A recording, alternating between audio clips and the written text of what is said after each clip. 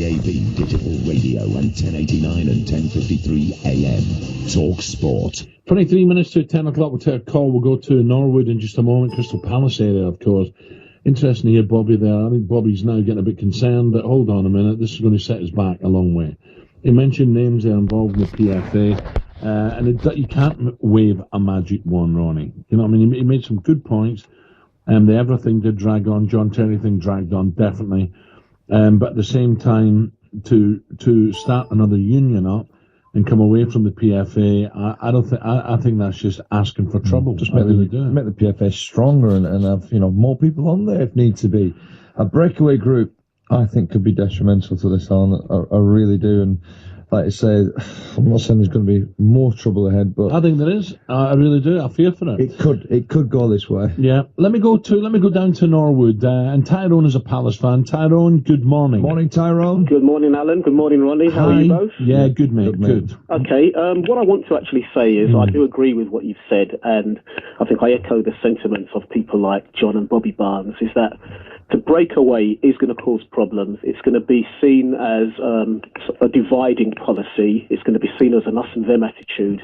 And I think a lot of people who don't understand why they've broken away are going to get the wrong end of the stick. Yeah. I think that the way that they should go about it is to stay with the main organisation, to kick it out, the PFA, but have a series of meetings. And, if there is anything that they feel is very important, is to bring it up and maybe do it publicly. But to bring it up, by bringing it up publicly, it then means that the organisations are, if you like, bound to actually do something. And by the way, this is open to everybody. This isn't just about black footballers. This is about whoever it may be, whether it's gay footballers, whether it's footballers from abroad who feel that, there's a lack of respect towards those. I think it's very important that they stay in the same union, but raise their concerns. Yeah, what are their grievances and tackle it.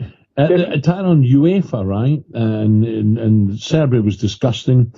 UEFA, it's very difficult to get UEFA to change their mind on anything. They're so strong, UEFA, FIFA. I don't think the Football Association is racist, Tyrone, here in this country.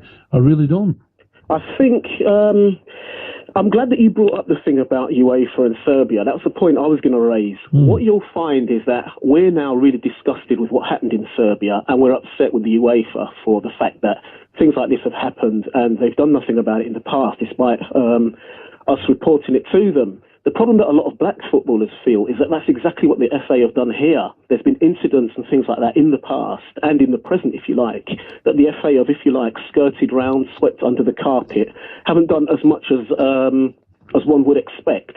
So they feel the same way about the FA and the PFA that we feel about UEFA, that they're impotent and they don't get results. Yeah. Now, I am pretty disgusted with UEFA, actually, and FIFA, because there's been things happening, for example, that stupid fine that they gave Spain a few years ago, things that have happened in Bratislava. You have to look at that and say, well, you obviously don't take this thing seriously. Yeah.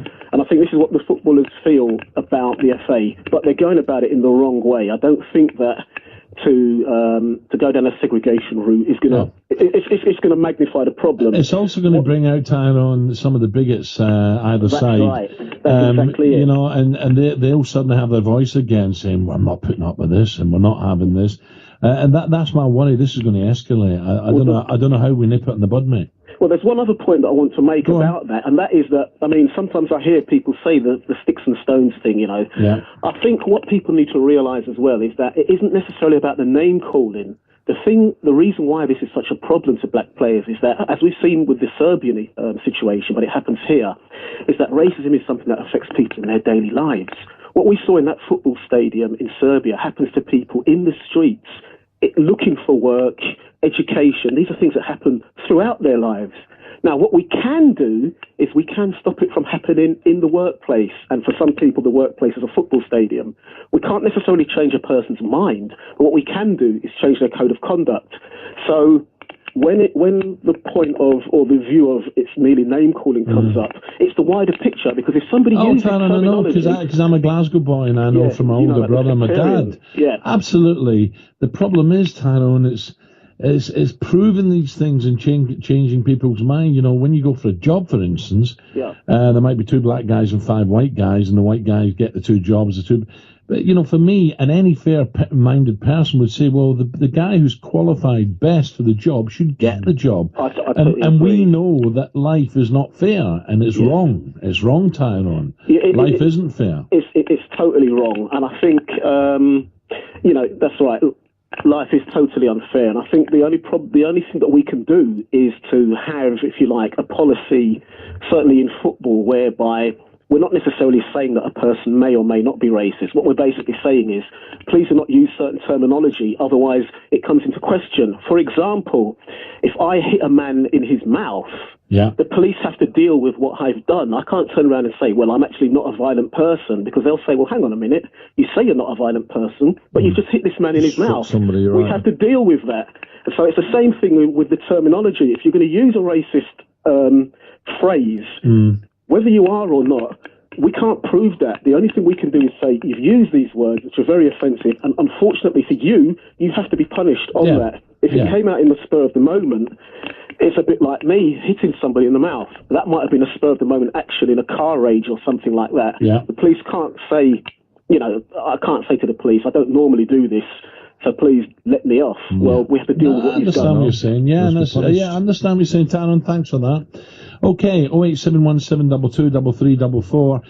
Give us a call, and of course, let's get a little bit of footballing, can we? Tonight, Championship. Whoa. Right, let's look at 2 games tonight, because Palace, Tyrone's a Palace fan. They go to Barnes. I'm going to talk Dougie Friedman. And also Ipswich Town, desperate for a result. Paul Jewell under pressure. Home to Derby County. James Scott.